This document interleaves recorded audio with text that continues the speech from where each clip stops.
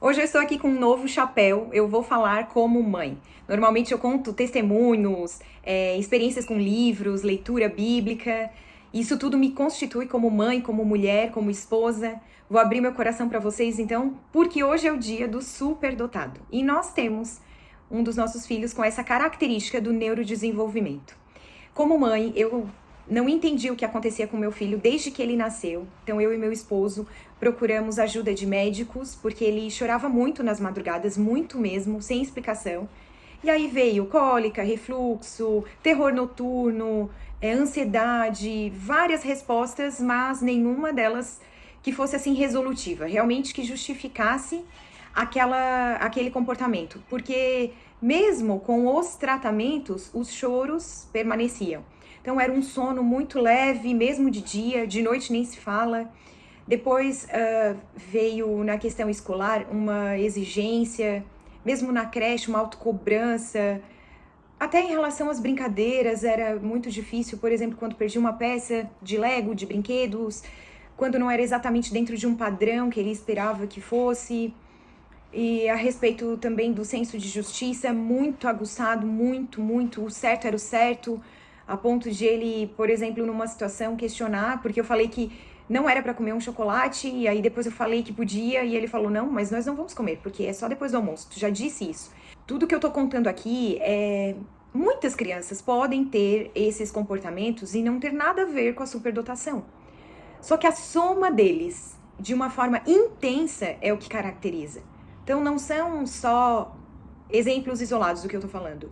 São muitas situações que se complementam e a partir daí sim de uma análise de especialista, que foi o que a gente fez neste ano, é possível chegar a essa conclusão.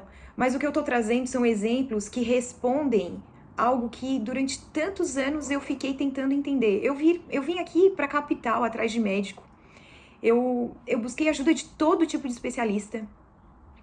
E nenhum deles foi suficiente para me dizer algo concreto. Somente agora é que isso veio à tona, este ano. O dia que eu fiquei sabendo, eu chorei. Foi a primeira vez em toda a minha vida que eu chorei e que não foi nem de alegria, nem de tristeza. Foi uma sensação tão estranha, do tipo assim, agora tudo faz sentido, agora eu entendo todos os comportamentos. E a principal característica do neurodesenvolvimento dentro da superdotação e altas habilidades é a assincronia. Então existe um cognitivo, que é uma potência, é um pensamento, um entendimento, um aprendizado acelerado, que faz conexões com coisas que aparentemente nem faz sentido. Então vou dar um exemplo. A minha mãe estava jogando um joguinho no celular e perguntou o nome de uma árvore. A árvore que mais acumula água no seu tronco. Daí dizia lá a quantidade de litros que aquela árvore acumulava. E o meu filho respondeu prontamente. E eu perguntei, e essa é uma das perguntas que eu mais faço pra ele. Como é que tu sabe isso? Eu perguntei, como é que tu sabe? Ele disse, eu não sei, eu chutei. E eu nunca nem tinha ouvido falar naquela árvore. E eu assim, mas como? Por que tu chutou? Ele disse, não, porque eu lembrei que essa árvore ela tem o tronco muito grande. E aí eu imaginei que pudesse ter água nesse tronco. Então olha o tipo de associação que ele faz, né? Algo que é assertivo, porque ele faz esse tipo de conexão que normalmente os cérebros normais, que não são divergentes, não fazem com essa rapidez. E esse é o aspecto do cognitivo que é muito positivo. E o aspecto emocional, que é a assincronia, então é intenso por um lado, e por outro não acompanha, é a questão emocional. Porque essa intensidade vem para tudo, não é só para o aprendizado. E vem nas emoções. Então, quando fica triste, é muito triste. Quando é ruim, é muito ruim. Tudo é muito. Sofre muito mais do que uma criança que não tem essa característica. Não é um transtorno, é uma característica. Não exige um tratamento, nem medicação, nem nada disso. Mas esse sofrimento, por ser tão intenso, requer um olhar, um acolhimento, um cuidado diferente. Talvez, no passado, antes de saber que era isso, eu simplesmente achava que era dramático, exagerado. E hoje eu vejo que é o funcionamento dele, assim. E respeito e acolho de uma forma muito melhor. Inclusive eu parei de sofrer, porque antes, ao ver ele sofrer, ele já se mordeu por não encontrar não montar um Lego como ele gostaria. Então, assim, ao ver ele sofrer, isso me causava também sofrimento. E agora eu entendo o porquê que aquilo é muito pra ele. Como eu falei antes, isso tudo pode ser normal pra qualquer criança. Perdeu o Lego, ficou triste, chorou demais. É a soma de muitos fatores. Eu sugiro que, se você tem alguma dúvida, possa procurar material específico, científico a respeito, porque eu não sou especialista, eu sou só uma mãe desabafando.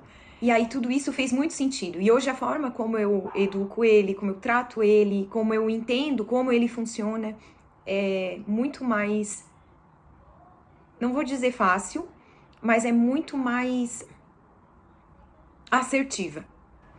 E eu quero fechar aqui com um versículo.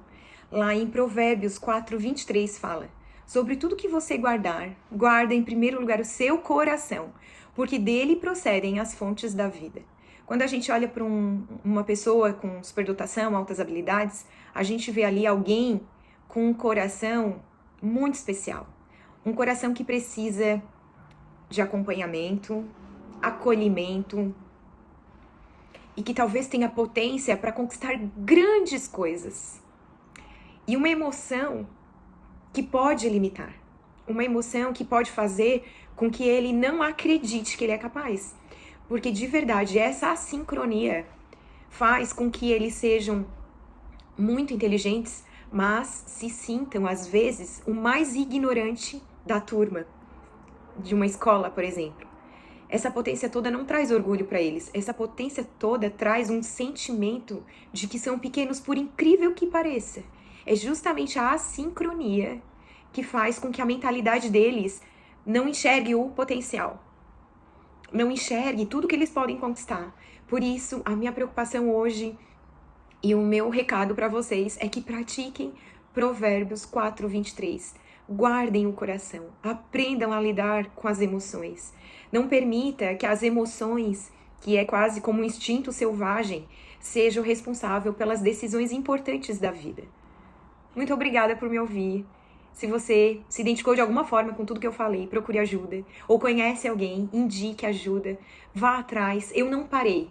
Eu levei muitos anos, mas eu nunca desisti de entender tudo isso.